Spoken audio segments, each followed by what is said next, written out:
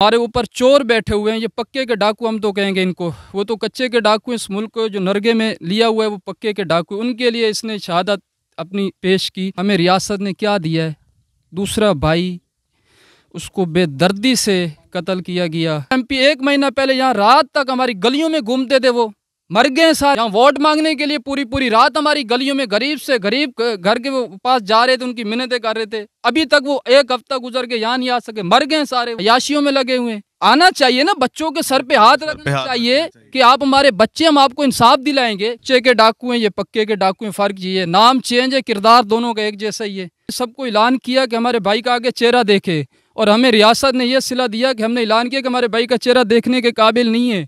ये हमें रियासत से हमें सिला मिला है, या मेरे इदारों से हमें सिला मिला। नाज़रीन इकराम, ये जो कच्चे के डाकुओं के हाथों से जनूबी पंजाब का एक और जवान अपनी जान गंवा बैठा, मैं उसकी कब्र पे मौजूद हूँ और मुकम्मल डिटेल से आपको आगाह कर रहा हूँ। नाज़रीन इकराम, ये इसकी जान ले ली गई, और आपको बताता चलूँ कि घर का ये वाहिद बड़ा कफ़ील था। इसका छोटा भाई पाकिस्तान आर्मी में था। कुछ अरसा पहले पाकिस्तान आर्मी में होते हुए पाकिस्तान के लिए, आपके लिए उसने जान दी। उसने आपके लिए जान दी, बदले में उसके भाई की जान ले ली गई, और अभी तक वो पुरसाने हाल नहीं है। और कच्चे के डाकुओं को बेलगाम किया हुआ है। जब तक इनको लगाम नहीं डालेंगे ना, तो ये एक एक को पकड़ के नोचते रहेंगे। जिसको दिल करे उठा के ले जाओ, हाथ पांव बांध के मारो, और जो दिल करता है ऐसा ऐसा जुल्म की वीडियोस आप देख नहीं सकते। और यही इनके साथ हुआ। हाथ पांव बंधे हुए थे, और हाथ पांव बांध के चेहरे का मांस नोचा गया, तेजाब फेंका गया, जिस्म का मांस नोचा गया। उसके सर के बाल नहीं थे, दाढ़ी नहीं थी। ये और ऐसा जुल्म कि हम आपको दिखा नहीं सकते। उसके बच्चों, बीवी, गांव वालों को उसकी लाश इन्होंने नहीं दिखाई। वो हशर था। मैं आपको दिखाता हूं कि इसका भाई जो अभी कुछ अरसा पहले इसके भाई ने अपने मुल्क के लिए, अपनी पाकिस्तानी अवाम के लिए जो जान दी। इसके भाई की अकब में आपको कब्र नज़र आ रही है। ये अकब में आपको उसके भाई की कब्र नज़र आ रही है। ये पाकिस्तान का झंडा लगा हुआ है, ठीक है। ये इसके भाई की कब्र है, और कुछ अरसा बाद अब उसकी कब्र भी मैंने आपको दिखा दी। ये आप देख रहे हैं। मेरे साथ यहाँ भाई मौजूद हैं, आइए इनसे पूछते हैं सर क्या कहेंगे। ये उसके भाई ने पाकिस्तान के लिए जान दी, एक ही घर में ये दूसरी मैयत कुछ अरसे बाद, और उसके बच्चे भी यतीम, इसके बच्चे भी यतीम। क्या है ये अलमनाक हादसा?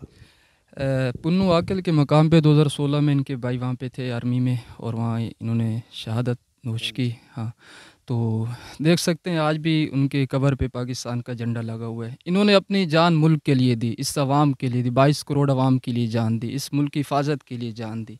जवान थे, हमसे थोड़ी उम्र बड़े थे। 22 साल की उम्र में इन्होंने जाम शहादत नोश किया। छोटे छोटे उनके बच्चे थे।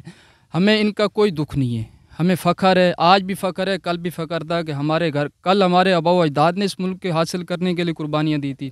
आज हम में हमारी नस्लों ने इस मुल्क के लिए, हिफाजत के लिए कुर्बानियाँ दी हैं। इसके बदले में हमें क्या मिला? आपके सामने वो हमें लाश मिली है। छोटे छोटे बच्चे हैं। हमें रियासत ने क्या दिया है? दूसरा भाई, उसको बेदर्दी से कत्ल किया गया। इस हिसाब से कत्ल किया गया कि उसकी वालदा, उसकी बहनें, उसके भाई, कोई उसका चेहरा देखने के काबिल नहीं था। इसकी हमने ज़ियारत की, पूरे गांव वालों ने ज़ियारत की। भाई की एक की जो शहीद हुआ था, आर्मी में शहीद हुआ था, इस मुल्क के लिए शहीद हुआ था।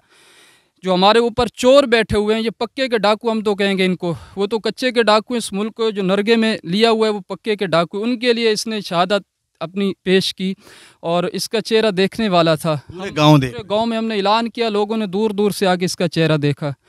अब इसके बदले में हमें उन्होंने वो उसके भाई की लाश दी जिसका हम खुद चेहरा नहीं देख सके, काबिल ही नहीं था देखने के लिए। जनाजे में ऐलान हुआ कि हम इसका चेहरा नहीं दिखा सकते, आप भाई के लिए दुआ करके चले जाए। अल्लाह अकबर। एक ऐलान हुआ कि पूरे गांव वाले देखें, दूसरा ऐलान हुआ कि पूरे गांव वाले नहीं देखें। नहीं देखें हमें मिला, हमने ये दिया कि हमने सबको ऐलान किया कि हमारे भाई का आगे चेहरा देखे, और हमें रियासत ने यह सिला दिया कि हमने ऐलान किया कि हमारे भाई का चेहरा देखने के काबिल नहीं है। यह हमें रियासत से हमें सिला मिला है, या मेरे इदारों से हमें सिला मिला है। इदारे पकड़ते नहीं उनको, तो यही हो गया। क्या हो, क्या आपके सामने सारी सूरत हाल आपके सामने। ये बच्चे, कल ईद आ रही है, ये बच्चे किसके साथ ईद करेंगे? वालिद की कब्र पे आके ईद करेंगे?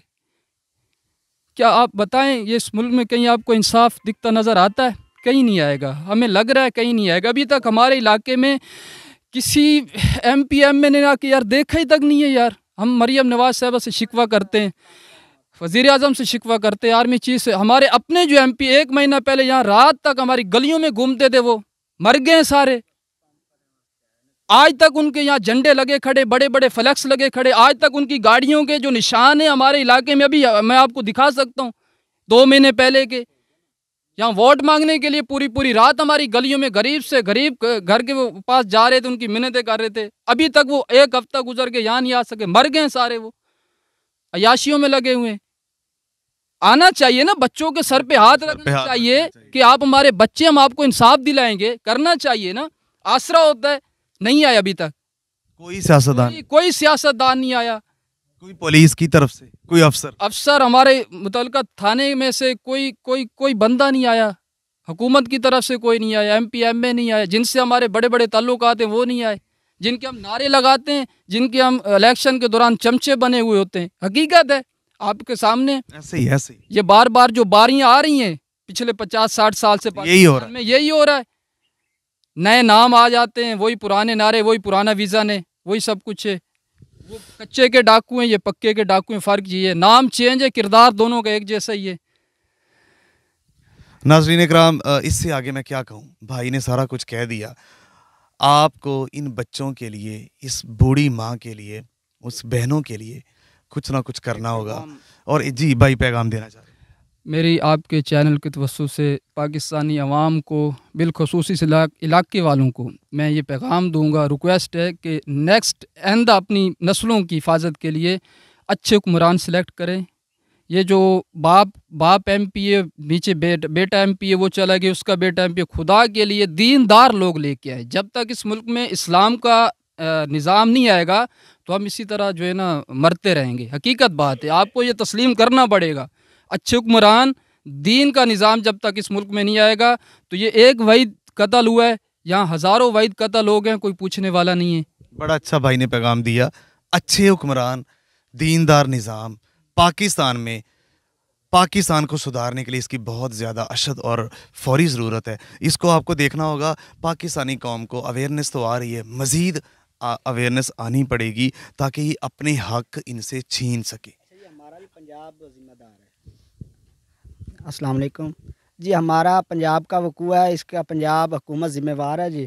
तो हम पंजाब हुकूमत से ही इसकी अपील करते हैं, मरियम साहिबा से। वही हमारा बहुत अच्छा इंसान था, हमारा दोस्त था, हमारे गांव का था, बहुत इखलाक वाला था। और इसके छोटे छोटे बच्चे हैं, ये फिर चलो फिलवक़्त तो कर लेंगे, चाचा हो गया, कज़न हो गया, सारे कर लेंगे। फिर इसका 6 माह बाद कौन है? इनका कोई भी नहीं है। तो मेहरबानी करें, इनको इंसाफ दिलाएं। ये केस लड़ेंगे, ये नहीं केस लड़ सकते। कितने दिन वो दूसरे कर लेंगे? वो तो पता नहीं अपना कैसे घर चलाते हैं। महंगाई की चक्की में मरे पड़े, हर बंदा। महंगाई इतनी है, अभी उनका खुद का पता नहीं कैसे चूल्हा चलता है। तो मैं वज़ीर आला पंजाब मरियम साहिबा से ये अपील करता हूँ कि इनको इंसाफ दें बच्चों को। और हमारा पंजाब का वाक़या है, हमारा को कच्चे के साथ कोई नहीं, हमारा वो सिंध में है, लेकिन हमारा पंजाब में है, वकूआ हुआ है। यही नोटिस लें। और DPO रहीम यार खान, RPO, इनसे हमारी अपील है और मरियम साहिबा से हमारी अपील है कि यही हमारा वकूआ है, पंजाब में हुआ है और यही जिम्मेवार हैं। बहुत शुक्रिया। नाज़रीन इकराम, ये आपने सुनी इनकी मुकम्मल जज्बात और इनकी बातें। ठीक है जी, मज़ीद आगे बढ़ते हैं। हमें देखने का बहुत शुक्रिया। अल्लाह ने के बाद।